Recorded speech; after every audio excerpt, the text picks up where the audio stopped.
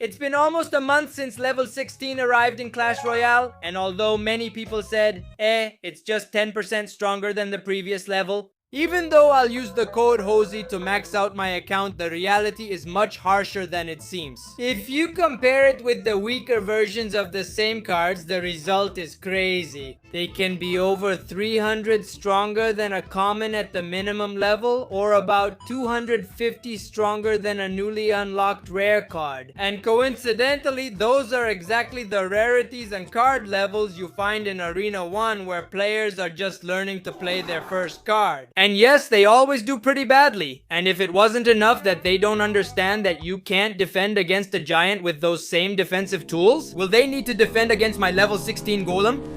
Yes, I'm a damn rat, I'm a damn one. So today we're going to face the weakest versions in the game, which obviously our poor arena guinea pigs will use. One against the strongest cards possible, starting with the weakest and lowest elixir cost ones, until ending with units with health and damage that are impossible to process. For a small arena 1 mine, so it's more than one opponent, are they seriously going to consider uninstalling the game, which, come to think of it, isn't a mistake? But for you to understand the context, the typical deck of an arena 1 player is usually something like this. Giant as the only win condition available in this arena. No, don't expect them to pull an Electro Giant out of nowhere or anything like that. Here, there are very basic cards like minions, archers, or maybe a goblin or two. Knight and mini PKKA as the only mini tanks, and Musketeer as the only ranged card with decent spell survivability. You only have Fireball and arrows, which they actually use pretty poorly, and against level 16 cards, they barely make a difference. Sparky, golems, look at Knights. I'm pretty tired of seeing them in high arenas. None of that exists in Arena 1. Well, it shouldn't exist because this account is special. It has all the cards in the game at max level. And the idea is pretty simple. To see which level 16 cards can win a match on their own in Arena 1. Let's start with the 1 elixir cards, which even though they're 15 levels higher than the average level in this arena. Even so, all together, adding up to a total of 5 elixir, they can barely take down an Arena 1 tower if they're not defended. Now let's move on to the worst card in the game, the mess that is Barbarian Hut. Will this 6 elixir card at level 16 be able to break through the weak arena 1 defense to destroy all 3 towers? In theory, it's easy. A hut that during its lifetime will generate 8 barbarians 3 at a time. Much stronger than absolutely any Arena 1 card. Barbarians that on their own have more health and damage than the strongest individual cards in this arena. And yes, all this sounds very nice, but did we forget that we're dealing with the worst trash? It would be pretty funny if 4 weak creatures that cost 2 elixir and are unlocked in arena, one could do what the previous 6 elixir card couldn't. And apparently not, because he defended pretty well. Neuron activation from our Arena 1 player. And now what happens, Arena 1 player? Let's go with another card and keep going with the 2 elixir cards. The Spear Goblins, who are even fewer and weaker than their dagger-wielding brothers, and it's to be expected that they won't even take a tower. We continue with 2 elixir cards, but let's go with something more peculiar. The Ice Golem, the cheapest mini tank in the game with very high health for its elixir cost. Which, by the way, is almost the same as an Arena 1 tower, but since it has very low damage with slow attack and movement speed,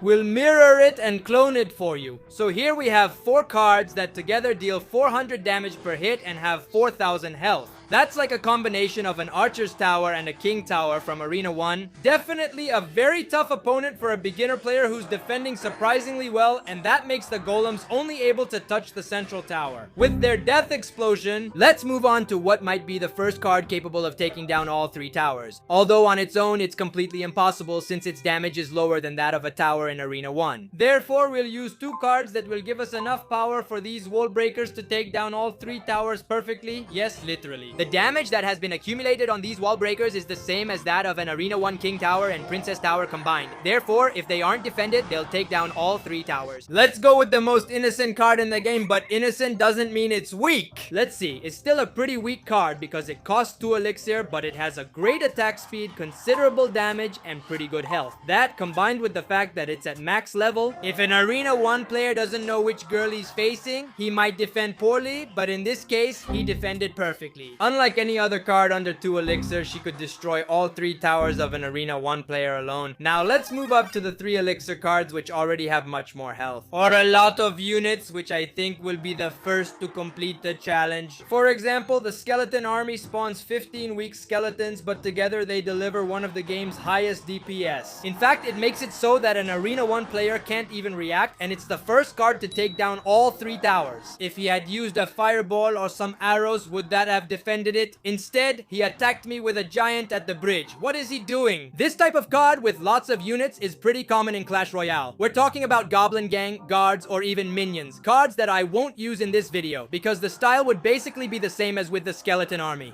Would they defend it with a giant? Yes, people here are pretty realistic, so we'll use a card that has an even rarer mechanic for them. The Goblin Barrel, which has the ability to cross the entire map while ignoring their defenses, is something completely new for these kinds of players, and they defended it pretty well. In fact, another pretty weird 3 Elixir card is the Princess, a card that literally doesn't really excel at anything. It doesn't have considerable damage. Its health is pretty mediocre, but what it does have is range, and the ability to be the only card in any arena to destroy all 3 towers, if not to actively defend itself. Has this player already done it? Congratulations, my friend, and now who's laughing? Even with mechanics and special abilities that 2 and 1 Elixir cards don't have, could you say that 3 Elixir cards have failed completely? Yes, even if it had been Skeleton Army, a simple fireball, not a giant, would have stopped it. Let's be honest, it's currently the only one to finish the challenge. We enter the category of 4 Elixir cards, which are considered medium cards in Clash Royale. Cards that already, because of their Elixir cost, they don't sacrifice health or damage, but in general, they have fair proportions of these 2 stats, making them totally lethal. In Arena 1, for example, the Runic Giant is one of the cheapest tanks in the game with beastly health, especially for that arena, although she sacrifices some damage and movement speed since she has a special and totally unique ability and she's not meant to be used alone. Although I thought this would have little effect since she's literally a rock and could destroy all 3 towers completely on her own, and she didn't. Another card with special abilities that cost 4 Elixir is the Battle Healer. I literally didn't know that's what she was called. And I'm an official Supercell content creator. Are they going to take away my code for this? Okay, why does she defend like that? Now going back to the healer. A card that isn't known for being especially strong, but in my opinion it should be legendary since it has a special ability that in this case I think makes her immortal. Since the healing ability of this card is greater than the damage a player can deal in Arena 1, or at least that's what I thought until I saw these 4 creatures that seemed weak but destroyed my healer.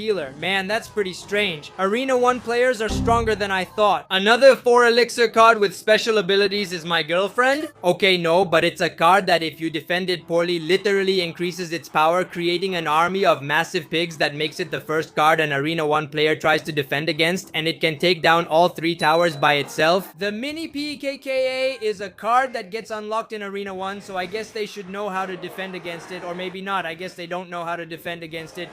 Now we're getting into the category of heavy cards in Clash Royale, with cards that cost 5, 6, 7, or 8 Elixir, which will give us unique stats that an Arena 1 player won't understand what's happening to them until they lose the match. Or maybe not, and will they be able to defend against them? We start with the Graveyard, which is literally an army of skeletons that spawns on your tower. So, if the Skeleton Army was able to cross the whole map, it's obvious that the Graveyard can win the match. Although maybe they could have tried a bit harder to defend it, right? Now let's move on to the real heavyweights, with the card that has the highest damage per hit in the game, Sparky. Yes, the only way this poor newbie can defend against this card isn't by throwing fireballs at my tower, but by surrounding it with goblins. Or multiple cards, not single cards like he just did, since its damage is so high that it vaporizes any card in front of it, or even towers. The only way he can protect his central tower from Sparky shots is by surrounding it with goblins. And he didn't do it, although the intention with the Mini PKKA was pretty good. Another card I'm sure you want to see in action in Arena 1, it's a level 16 PKKA. Though it doesn't make much sense since its younger cousin, the Mini PKKA, easily destroyed all 3 towers. This card has much more damage and health than the Mini PKKA. So even though this poor player tries hard to defend against it, he doesn't stand a chance against the most used tank in the game. Naturally, the Mega Knight will always be PKKA's eternal rival. Let's see. It's obvious that a card with a lot of damage, even if it's area damage, and a beastly amount of health, destroys a poor Arena 1 player. A card that I'm really interested in trying is the Lava Hound, the second card with the most health in the game but with very low damage. Will it be able to take down all 3 towers? I'm not so sure about that because it really struggles to take down even a simple princess tower while our opponent builds up. It's just that they can defend against it really well, like with spear goblins or even that goblin cage that's distracting it while those goblins are hitting it. Literally, it's going to be the first 7-cost card from Elixir that's going to fail spectacularly, or maybe not. Those lava pups really saved us with the card that has the most health in the game. There's no chance at all. E chance el doi camela.